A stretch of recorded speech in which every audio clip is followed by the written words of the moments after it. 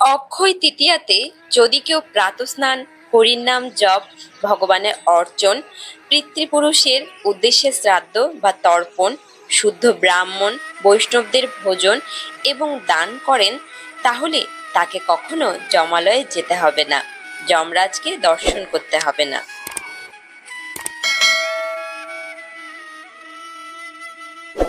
হরে কৃষ্ণ।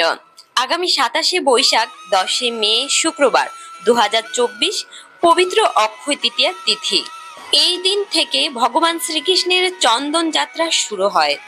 অক্ষয় কথাটির অর্থই হচ্ছে যার কোনো ক্ষয় নেই। তাই এই দিনে যদি আপনি নিষ্ঠার সাথে কোনো ভালো বা শুভ কর্ম করে থাকেন, তাহলে তা অক্ষয় হয়ে থাকবে। আর আপনি যদি কোনো অসৎ কর্মও করে থাকেন, তাহলে সেই কর্মফলও অক্ষয় হয়ে থাকবে। তাই অবশ্যই এই দিনটি সঠিকভাবে ভগবানের সেবায় নিয়োজিত করুন এবং আপনার জীবনের প্রত্যেকটি কর্মকে অক্ষয় করে রাখুন। আপনি কি জানেন অক্ষয় তৃতীয়া কেন এত গুরুত্বপূর্ণ? কারণ এই অক্ষয় তৃতীয়ার দিন ঘটেছিল একাধিক গুরুত্বপূর্ণ ঘটনা। তাই আজকের এই ভিডিওতে আলোচনা করব অক্ষয় তৃতীয়ার 18টি মাহাত্ম্য। তাহলে চলুন অক্ষয় তৃতীয়ার দিন সেই গুরুত্বপূর্ণ ঘটনা বা মাহাত্ম্য সম্পর্কে আমরা জেনে নিই। নাম্বার 1, অক্ষয় তৃতীয়াকে দেশের অনেক প্রান্তে পরশুরাম জয়ন্তী বলা হয়। এই দিনে জন্মেছিলেন বিষ্ণুর ষষ্ঠ অবতার ভগবান পরশুরাম। ঋষি যমদগ্নি ও মাতা রেণুকার পুত্র, জাতিতে ব্রাহ্মণ হলেও আচার আচরণে ছিলেন ক্ষত্রিয়। পিতৃ হত্যার প্রতিশোধ নিতে তিনি পৃথিবীকে 21 বার ক্ষত্রিয় শূন্য করেছিলেন। ব্রাহ্মণ ক্ষত্রিয় পরশুরামের রাজত্ব ছিল দেশের সর্বত্র। নাম্বার 2, এই অক্ষয় তৃতীয়ার দিন মহর্ষি ব্যাসদেব মহাভারত লিপিবদ্ধ করা শুরু করেন, যেখানে লেখায় অংশগ্রহণ করেন গণেশ দেব। নাম্বার 3, এই দিনে কঠোর তপস্যার মাধ্যমে গঙ্গাকে পৃথিবীতে নিয়ে এসেছিলেন রাজা ভগীরথ। নাম্বার 4, অক্ষয় তৃতীয়ার দিনেই ধন অধিপতি কুবেরের তপস্যায় সন্তুষ্ট হয়ে মহাদেব তাকে অসীম ধন ও ঐশ্বর্য প্রদান করেন। এই কারণে এই দিনে বৈভব লক্ষ্মীর পূজা করা হয়, আর এই দিনে কিছু করলে অক্ষয় হয়ে থাকে। নাম্বার 5, এই অক্ষয় তৃতীয়ার দিন থেকে জগন্নাথপুরীতে জগন্নাথ দেবের জন্য রথ নির্মাণের কাজ শুরু হয়। নাম্বার 6, সত্যযুগের সূচনা হয়েছিল এই অক্ষয় তৃতীয়ার দিনে। নাম্বার 7, এই অক্ষয় তৃতীয়ার দিন হস্তিনাপুরের রাজসভায় দ্রৌপদীর বস্ত্রহরণের চেষ্টা করেছিলেন দুঃশাসন। দ্রৌপদীর প্রার্থনায় সাড়া দিয়ে অদৃশ্য হয়ে রাজসভায় প্রবেশ করে তাকে অনন্ত বস্ত্র প্রদান করেন পরমেশ্বর ভগবান শ্রীকৃষ্ণ। নাম্বার 8, ভগবান শ্রী রামচন্দ্রের রাজ্য অভিষেক এই অক্ষয় তৃতীয়াতেই হয়েছিল। নাম্বার 9, শুভ এই অক্ষয় তৃতীয়ার দিন সৃষ্টিকর্তা ব্রহ্মা তার সৃষ্টিকার্যের সূচনা করেছিলেন।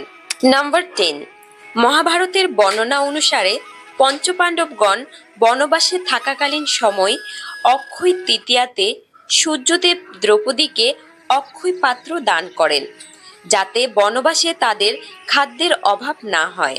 নাম্বার 11, এই শুভ অক্ষয় তৃতীয়ার দিন হিমালয়ের কোলে 4 ধামের দরজা খোলা হয়, আর দরজা খুললেই দেখা যায় 6 মাস আগে যে অক্ষয় প্রদীপ জ্বালিয়ে রাখা হয়েছিল তা এখনো জ্বলছে। নাম্বার 12, এই অক্ষয় তৃতীয়ার দিন দেবী অন্নপূর্ণার আবির্ভাব হয়েছিল এবং তিনি আবির্ভূত হয়ে মহাদেব শিবকে অন্ন ভিক্ষা প্রদান করেন। নাম্বার 13, শ্রীকৃষ্ণের সঙ্গে দেখা হয় বাল্যসখা সুধামার। 1 মুঠো চালের বিনিময়ে সুধামার সব দুঃখ কষ্ট মোচন করেন পরমেশ্বর ভগবান শ্রীকৃষ্ণ এই অক্ষয় তৃতীয়ার দিন। নাম্বার 14, এই অক্ষয় তৃতীয়ার দিন থেকে ভগবানের চন্দন যাত্রা শুরু হয়ে 21 দিন পর্যন্ত হয়ে থাকে।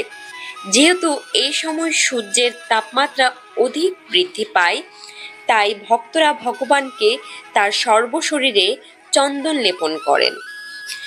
নাম্বার 15, এই দিনে শ্রীপাদ শঙ্করাচার্য কলকাধার নামক বিখ্যাত শ্লোক রচনা করেন। নাম্বার 16, এই অক্ষয় তৃতীয়ার দিন বাঁকে বিহারীর চরণ দর্শন হয়। নাম্বার 17, ব্রহ্মার পুত্র অক্ষয় কুমারের জন্ম হয় এই পবিত্র অক্ষয় তৃতীয়ার দিন। নাম্বার 18, যজ্ঞ করার জন্য উত্তম উপাদান হচ্ছে জব, আর এই জবের উৎপত্তি হয়েছিল অক্ষয় তৃতীয়ার দিন। এছাড়া অনেক গুরুত্বপূর্ণ ঘটনাবলী এই অক্ষয় তৃতীয়ার দিন ঘটেছিল।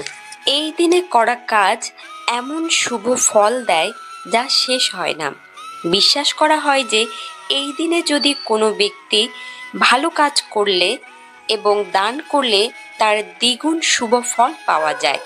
এই শুভ ফলাফলের প্রভাব কখনো শেষ হয় না। পুরাণ মতে অক্ষয় তৃতীয়া তিথিতে সমস্ত পাপনাশক এবং সমস্ত ধরনের সুখ লাভ করা যায় বলে মনে করা হয়।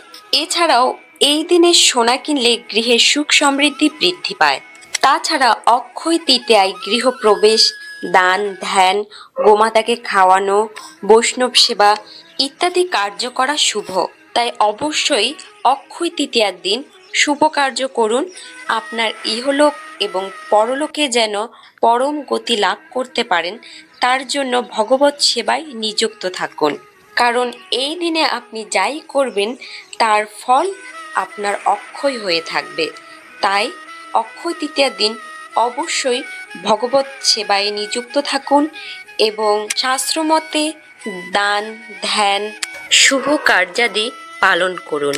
সকলেই নিষ্ঠার সাথে পবিত্র অক্ষয় তৃতীয়া তিথি পালন করুন এবং আপনার জীবনে সুখ শান্তি বজায় থাকুক, সেই কামনায় আজকের এই ভিডিও শেষ করছি। সকলকে হরে কৃষ্ণ।